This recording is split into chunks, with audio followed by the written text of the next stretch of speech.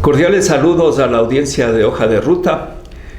Nos encontramos nuevamente en la embajada de la Federación Rusa en Quito con el excelentísimo embajador Vladimir Spritchan, con quien vamos a dialogar sobre algunos asuntos de interés, yo diría que de interés para toda la comunidad y para el mundo. Nos encontramos en momentos un tanto difíciles, complicados a nivel global, pero yo quiero empezar dándole un saludo al señor embajador y en nombre de él al pueblo de la Federación Rusa. La semana anterior estuvimos porque nos unimos a esa celebración, el Día de Rusia. Y en ese contexto, se vio algunos avances en las relaciones entre la República del Ecuador y la Federación de Rusia. Muchas gracias, señor embajador, por recibirnos una vez más en su casa, en su territorio, porque eso también hay que recalcarlo. Cada embajada es un territorio propio. Muchas gracias por recibirnos.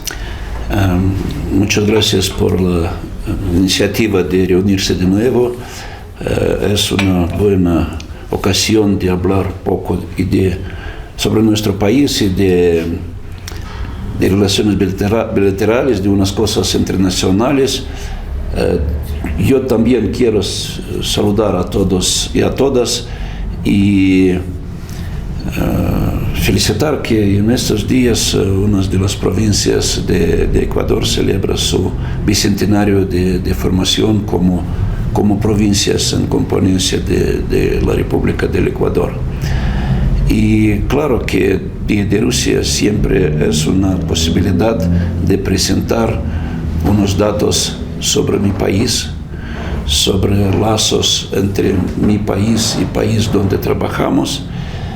Y ahora es más importante de celebrar ese día con muchos huéspedes, con muchos amigos de Rusia, con muchos socios ecuatorianos y cuerpo diplomático y representantes de varios poderes legislativo y ejecutivo que asistieron a nuestra recepción.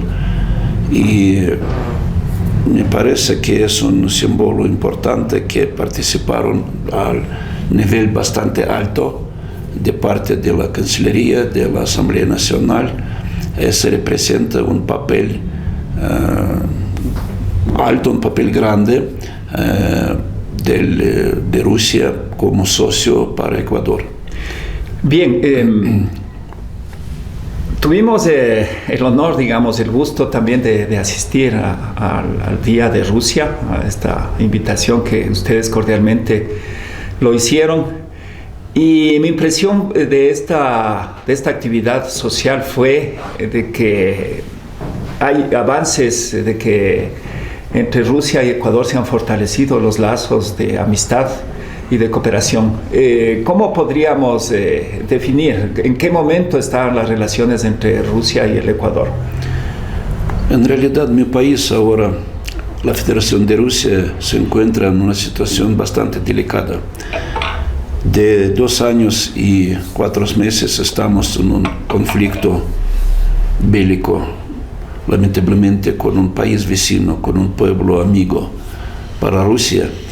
Por eso nos sentimos incómodos de pelear con nuestros vecinos, pero no es un conflicto con Ucrania, no es un conflicto de los rusos con ucranianos. Lamentablemente es un conflicto de parte del occidente común contra Rusia. Inicialmente, desde 2014, después del golpe de Estado en Kiev, en la capital ucraniana, se buscó de crear a los Ucrania como un enemigo de Rusia. Y durante 7 años después del conflicto, una parte de Ucrania, de la región de Donbass, que no quería reconocer el golpe de Estado en Kiev, fue atacado por el régimen de dos presidentes, de Poroshenko, después de Zelensky. Y esa fue la razón para que Rusia se encontró en una situación de una parte de asegurar la seguridad propia y de defender a los hermanos de sangre. La mayoría de población de Donbass son rusos y ciudadanos, porque la cuarta parte de habitantes de esa región, en aquel momento, fin de 21, inicio de 22, tuvieron pasaportes rusos. Pero mi gobierno, mi presidente fue obligado o fue presionado de iniciar esa operación militar especial porque no recibieron una contesta positiva a las propuestas del gobierno de Rusia hacia a la OTAN, hacia Estados Unidos, hacia la Organización de Seguridad en Europa para una seguridad integral, universal para todos. En ese contexto, sí vale recalcar que la región del Donbass fue primero, más bien Crimea fue primero, y toda la región del Donbass, la misma población, inclusive en elecciones, pidió la anexión a Rusia, porque ellos sentían que dentro de Ucrania no tenían ninguna posibilidad de desarrollo, y es más, estaban siendo atacados militarmente. Bien, el punto 51 de la Carta de la ONU permite a los pueblos a una autodeterminación. Y Crimea en 2014 y repúblicas de Donbass, Lugansk y Donetsk se autodeclararon como repúblicas independientes de Ucrania, pero eso no le convenió a los ucranianos e iniciaron de bombardear. Murieron más de 15,000 de hombres y mujeres, niños, adultos, civiles, porque no tuvieron fuerzas armadas militares esas repúblicas de Donbass en aquel momento.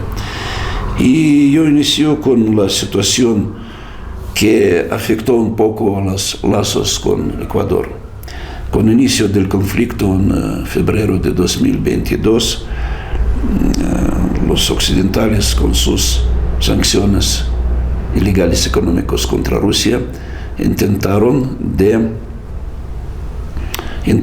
interrumpir los lazos económicos entre Ecuador y Rusia con retiro de nuestra cooperación bilateral de los buques de transporte de cargo, de los contenedores, de la prohibición del acceso de bancos rusos a sistemas SWIFT que permitió transaccionar dineros de Rusia a Ecuador por su exportación o de Ecuador a Rusia por compra de buenos rusos.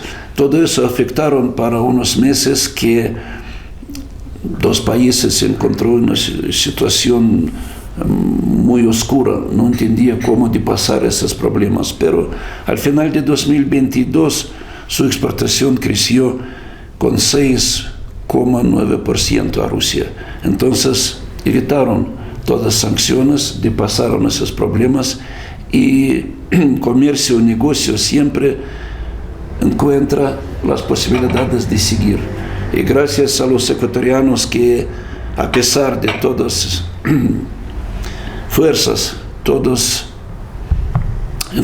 de occidentales de bloquear el comercio con Rusia, nuestra colaboración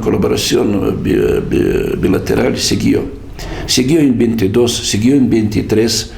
En 23 fue el intercambio un poco menos que en 22, pero solamente por la caída de la exportación rusa en Ecuador, porque los productos conocidos en su país como fertilizantes, urea, papel, productos de mecánica fueron bloqueados y no tuvieron posibilidades de entrar en su país como antes.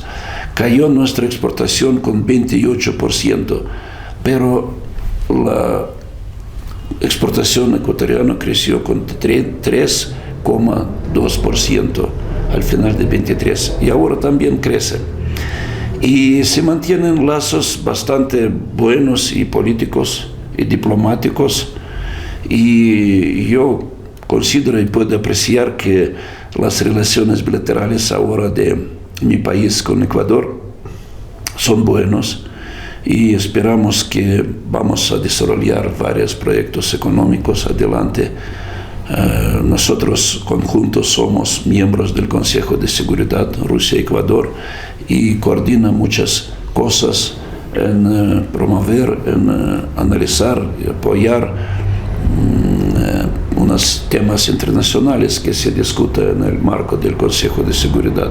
Estamos socios con Ecuador en la esfera política, en cosas internacionales, estamos socios en comercio bilateral, estamos amigos entre los pueblos que conocen bien la cultura rusa y aman la historia y la cultura rusa. Yo conozco que hay muchos nombres rusos en Ecuador.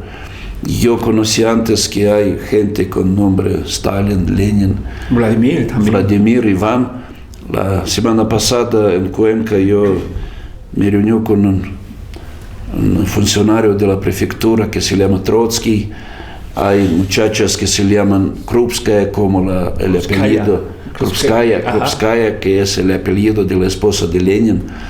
Entonces hay un intercambio de la historia de nuestros dos países y la cultura. Rusia, como Ecuador, es un país multicultural, plurinacional, y ese intercambio ayuda en una comprensión mutua de pueblos, de los corazones y almas de los pueblos de nuestros países. Por eso tenemos todo amplio de relaciones en varios sectores bastante buenos. Yo no puedo decir que son ejemplares porque voy a perder posibilidad de desarrollarse adelante. Entonces hay que perfeccionar adelante. Claro, culturalmente las diferencias deben unirnos, no separarnos. Sí, la cultura siempre fue un instrumento de acercamiento de los pueblos. Mi presidente Vladimir Putin, durante su visita en Vietnam la semana pasada, cuando los vietnamistas, mujeres y hombres, les preguntaron qué canciones rusas les gusta, dice: yo no puedo mencionar canciones rusas o canciones de otros países, música rusa o música extranjera. Ama la cultura mundial, cultura universal, porque cultura une los pueblos. Lamentablemente, muchos de los países de Europa, de Estados Unidos, utilizaron cultura como un instrumento de bloquear Rusia, de sancionar nuestros artistas, cantantes, etcétera, etcétera. Hay muchos ejemplos. Exposiciones, se prohibieron exposiciones de pintores rusos. Hasta música rusa. Hasta música, sí. Pero eso se va con tiempo porque la gente entiende. Se termina ¿cómo se dice? Sentimientos de parte de los gerentes occidentales del inicio del conflicto, cuando podrían imponer a su pueblo de no hablar con rusos, no contactar con mi país. Bueno, y en ese sentido creo que el presidente Vladimir Putin está dando realmente demostración de esa propuesta de un mundo multipolar. La visita precisamente a Corea del Norte y a Vietnam, nosotros lo hemos seguido con mucha atención y creo que marca claras señales de que el mundo sí es posible de otra manera, no a la manera de la imposición occidental imperialista, sino que cada pueblo pueda desarrollarse por sí mismo. Bien, es una diferencia entre las visitas de mi presidente a Corea del Norte y a Vietnam, porque en primer lugar Corea del Norte está un país sancionado mucho, como Irán, por ejemplo, Corea del Norte, por Estados Unidos. Por eso ellos conocen qué es de ser sancionado de ser limitado en importación, de ser bloqueado en contactos con otros países. Y por eso Rusia y Corea del Norte buscaron un socio estratégico en relaciones internacionales, y no solamente en la esfera política, en el sector internacional, pero en cosas bilaterales, en economía, en cultura, en el mismo sector militar, por defenderse. Y Vietnam es un país que es un socio para la Unión Soviética, después para Rusia, con una historia muy grande, porque Rusia siempre apoyó a Vietnam en su guerra contra Estados Unidos, como y Corea en su conflicto intercoreano, ¿no? Son nuestros socios históricos de muchos años, pero Vietnam no está sancionado, está bastante libre de desarrollarse todo eso, pero yo solo tuve muchos colegas de Vietnam que se formaron en la universidad donde me formó, y yo conozco unas palabras en vietnamés, no voy a pronunciar ahora, pero como un ejemplo que Rusia, Unión Soviética y ahora Rusia, siempre fue un socio en formar los profesionales para países de América Latina, de Asia, de África, países que no tuvieron dinero para aprender sus profesionales en países occidentales donde estudio fue necesario de pagar. Claro, y ahí el papel fundamental de la Universidad Lubumba. Correcto.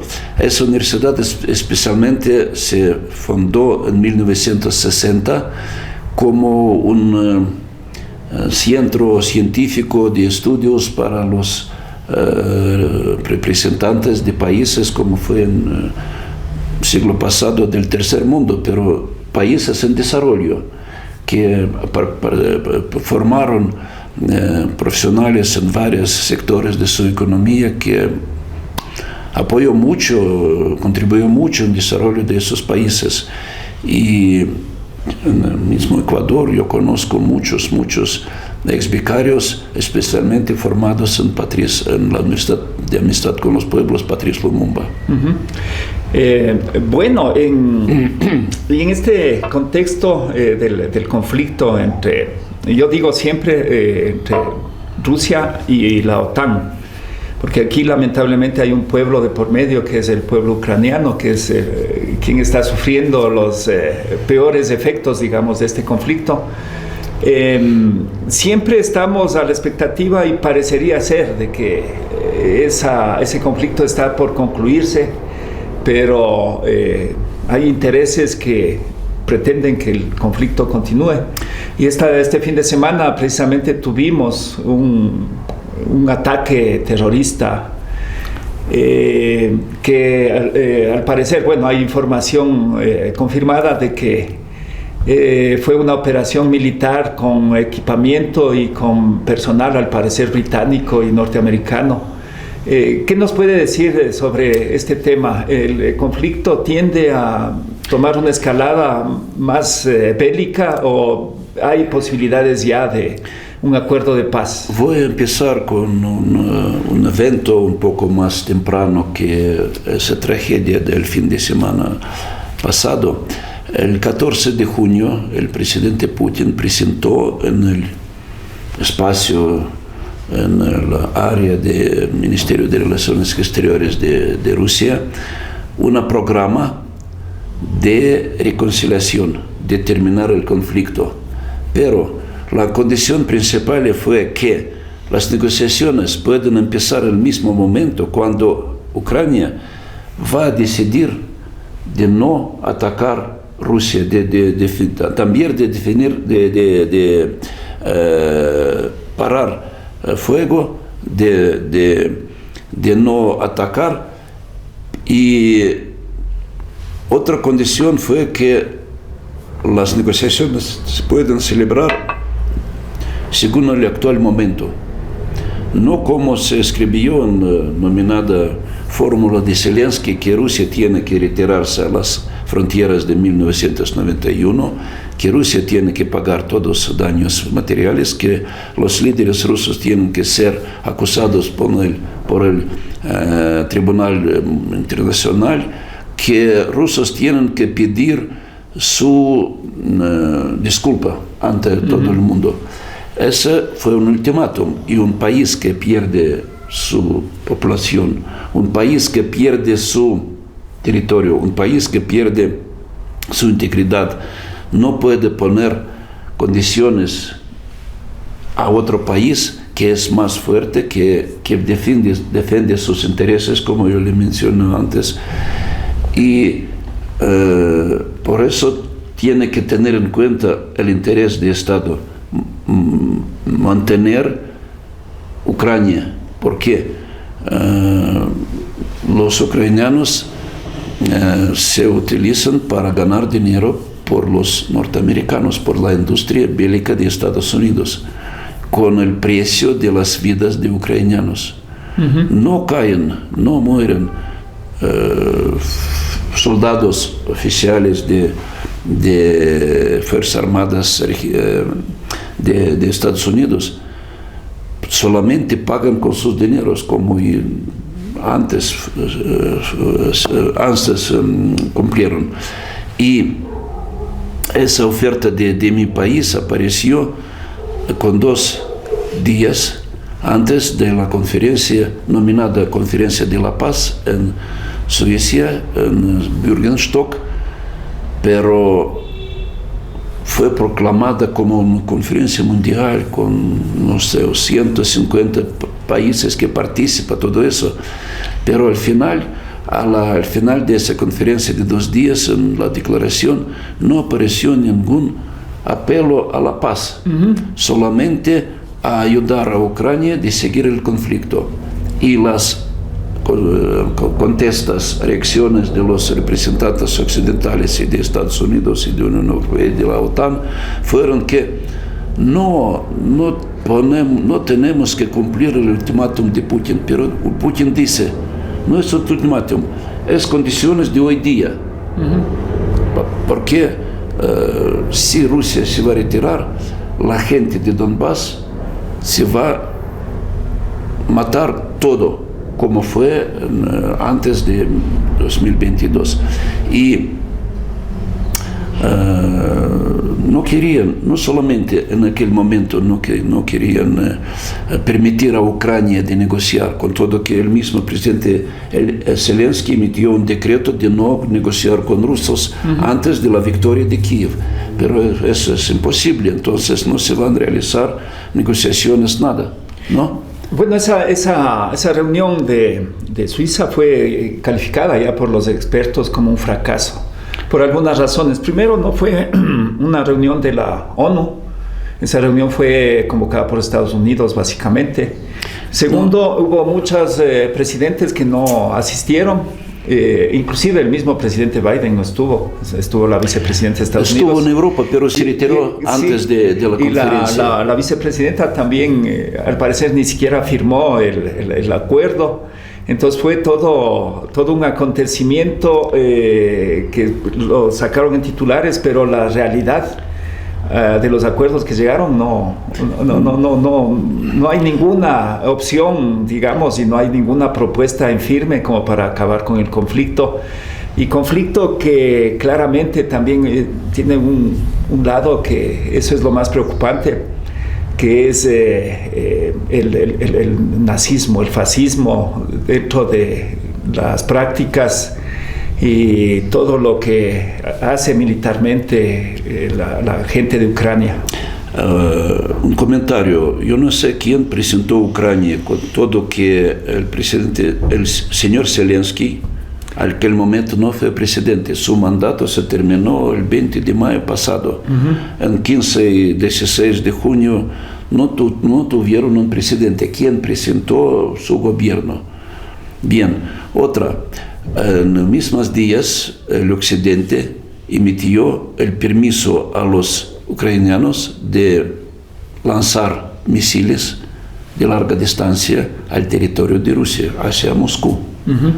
Y comentaron, esa es su decisión, que no es la participación en el conflicto contra Rusia, solamente dan permiso a los ucranianos, pero esos misiles, me parece Atacama MS, producidos en Estados Unidos, en Gran Bretaña, que pueden volar hacia Moscú y adelante, a la espalda de Moscú adelante, no se pueden manejar por los ucranianos.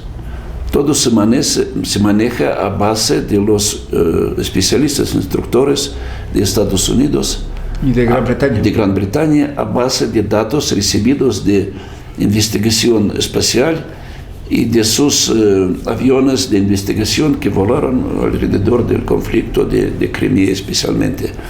Y ellos dicen, pero no es la participación en el conflicto. ¿Cómo? Si se suministra, se manda el armamento, se permite utilizar ese armamento contra Rusia, ¿cómo puedes declarar que no son parte del conflicto? Ese es parte del conflicto. Pero con las manos de pobres ucranianos y con la inteligencia, con las tecnologías avanzadas de occidentales. Ese es el parte del conflicto. Y último hecho que usted mencionó en Sebastopol, también fue una cosa que no tiene nada con una pelea militar entre dos fuerzas armadas. Fue un ataque a una playa donde se ve muy claro que no hay tanques, no hay, no sé, instalaciones militares, nada. No hay militares, no hay misiles, no hay nada militar. Solamente la gente que se utilizó. En el domingo pasado se celebró un día muy importante para los ortodoxos, se llama la Santa Troitza, de tres, ¿no? de Espíritu, de Padre, Hijo, Padre Santo. Santa Trinidad. Santa Trinidad. Santa Trinidad se celebró. Mucha gente estuvo en aire libre porque fue el tiempo bueno en la playa y atacaron especialmente playa. Murieron 5 civiles, entre ellos 2 niños y 3 adultos. Y fueron heridos más de 125, 130 personas, heridas graves. Y ese fue un ataque especial contra los civiles. Entonces, no es una guerra, es un terrorismo. Es un terrorismo. Sí, claramente debe calificar como un ataque terrorista. Bien, o sea, realmente sí nos preocupa, creo que a todas las personas que estamos pendientes de cómo se va desarrollando el conflicto, porque siempre hay la posibilidad de que escale a una situación mucho más grave. Con el uso de armas atómicas, armas nucleares. Finalmente, ¿qué depara el futuro en este conflicto? ¿Hay alguna posibilidad de solución a la vista o esto va a continuar? A la conclusión de su oferta de la paz del 14 de junio, mi presidente declaró que esas ofertas de negociaciones de la paz son para el mismo día. Adelante, si no se va a parar el conflicto, las condiciones se van a cambiar y van a ser más duros para Ucrania. Y no solamente, lamentablemente para Ucrania, pero y para los dueños occidentales del Kiev, porque ahora yo creo que el gobierno de Ucrania no tiene su independencia. Ellos funcionan según las indicaciones, según los órdenes de la OTAN, del Occidente Común, de Estados Unidos, porque es el interés de seguir el conflicto, porque esa fue la política de 2 años y medio del Occidente. Ahora, cuando entienden confían que el conflicto no se puede parar con la victoria de Ucrania, ellos no pueden cambiar porque eso va a presentar un fracaso de su política de hace 2 años y medio. Y sufrió la población de misma Europa, con caída de desarrollo económico, con caída de desarrollo de la economía y industria de Europa y de Estados Unidos. Y ellos ahora, en víspera de las elecciones, ya perdieron muchos gobiernos en las elecciones en organismos europeos, ¿no? En la Unión Europea, por ejemplo. Y ahora se prepara reelecciones en varios países, como en Francia, por ejemplo, en otros países donde gobiernos perdieron su apoyo de la población. En misma Gran Bretaña, con todo que no es parte de la Unión Europea, pero con la política de actual gobierno de señor primer ministro, pierde el apoyo y se esperan las reelecciones. No esperamos que se va a cambiar la política, pero en cualquier caso, la política de los gobiernos de últimos 2 años no tiene el apoyo de su población. Ese es el resultado de su política. Pero aparece en la misma Unión Europea países que no quieren seguir las indicaciones, los índices, los órdenes, porque hay una disciplina como en Fuerzas Armadas. Todos tienen que seguir la misma política. Todos tienen que mandar su ayuda militar, su dinero en el presupuesto de la Unión Europea. Se llama el Fondo de la Paz, pero se paga para armamento contra Rusia. Y hay Hungría, hay Eslovaquia que no tienen adelante seguir esa política contra Rusia porque es contra su mismo pueblo. Como país de la OTAN, también Turquía está opuesto a... Turquía sí. A seguir. Turquía no sigue nada que ahora no quiere seguir Hungría, por ejemplo, porque tiene en cuenta los intereses de su país, de su población, de su industria. Nosotros con Turquía somos socios y aliados en muchas cosas, no solamente bilaterales, pero internacionales. También es un problema. Yo no soy un pronóstico para unas perspectivas de la OTAN o de la Unión Europea, pero me parece que se esperan unas reformas en esas dos infraestructuras, estructuras europeos y euroatlántico. Sobre el conflicto, si Ucrania o esperamos nueva gerencia de Ucrania no va a encontrar una valencia personal interna de parar el conflicto al momento que Rusia ofrece, se va a terminar muy mal. Yo no sé si van a acercarse de Kiev o no nuestras tropas, pero ¿por qué ahora se realiza esa ofensiva hacia Kharkov? ¿Por qué esa ciudad es en 4 minutos de vuelo de los misiles hacia Moscú? Y se lanzaron misiles hacia nuestras ciudades como Belgorod, Kursk, Rostov, etcétera, etcétera, con misiles. Y matan a la población civil, muchos daños materiales. Y mi país, nuestras Fuerzas Armadas, busca de crear una zona sanitaria de donde no se puede lanzar. Pero mira, la zona sanitaria no puede ser de 500 kilómetros, que es la distancia de vuelo de los misiles modernos. Pero por eso ahora se cambió con la reelección del presidente Putin, se cambió mi gobierno, muchos ministros, entre otros, y el ministro de Defensa.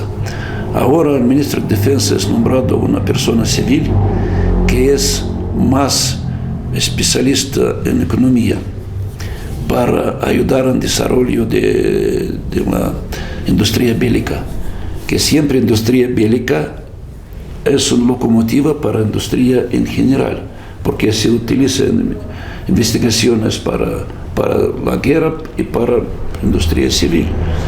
Y todos los planes militares crean los militares como el gerente del Estado General de Fuerzas Armadas de Rusia. Pero el líder, el ministro de Defensa es una persona civil como en la mayoría de los países del mundo. Y me parece que se va a cambiar la táctica de pelea con Ucrania, menos atacar sin tener en cuenta pérdidas, sin tener en cuenta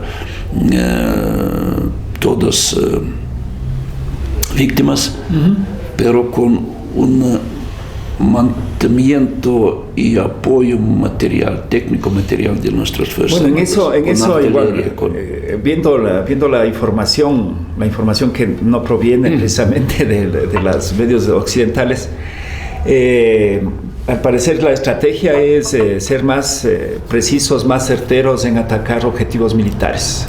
Y eso está demostrado. Eso fue siempre, porque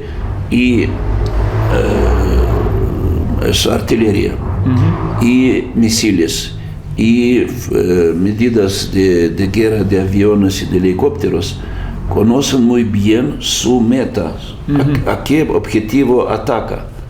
No es un ataque sin conocer en qué parte se dirige.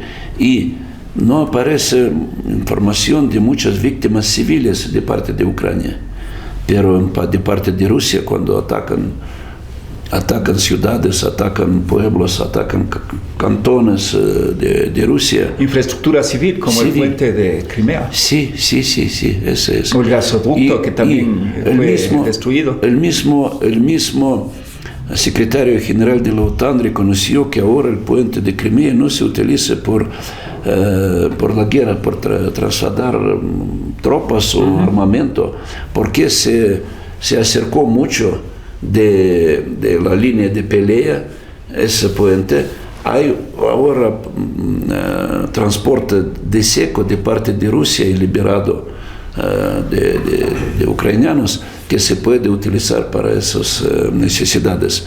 Por eso no es necesario de atacar el puente de la Crimea, porque ahora no es un objeto militar, pero sigue atacando para dañar infraestructura civil, para dañar nuestra economía, para lograr la meta que no se cambió de destruir Rusia. Finalmente, y dentro de ese mismo contexto, las elecciones que van a desarrollarse en los Estados Unidos en noviembre, ¿sería tal vez un factor como para que el conflicto tome otras dimensiones? Yo no soy un gran analítico internacional, pero mi presidente declaró, para Rusia es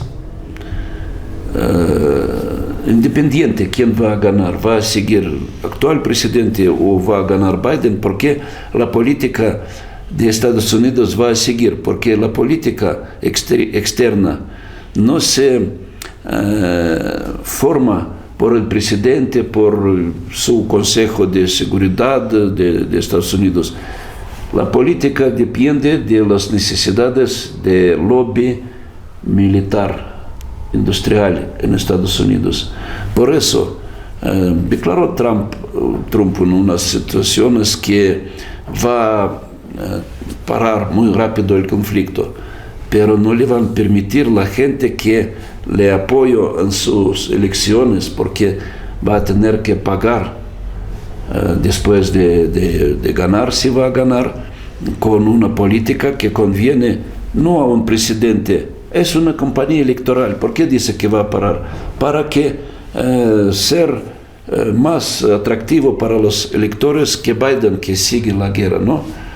Por eso declara. Pero no hay ninguna duda que va a seguir la participación de Estados Unidos y de la OTAN en ese conflicto adelante, porque ese es el interés global de desarrollar su industria militar y de destruir su, ¿cómo se dice?, país que pretende de ser parte del orden mundial, nuevo orden mundial multipolar.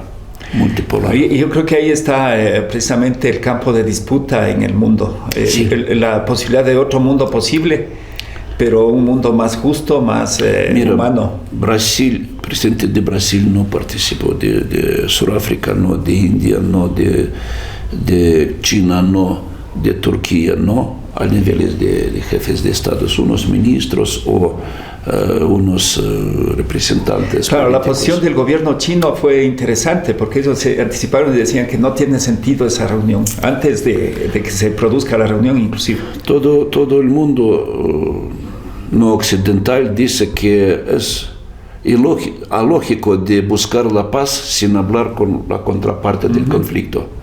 ¿Con quién hablar de la paz? Con sus aliados, no importa, tiene que hablar de la paz con la contraparte. Eso es lógico.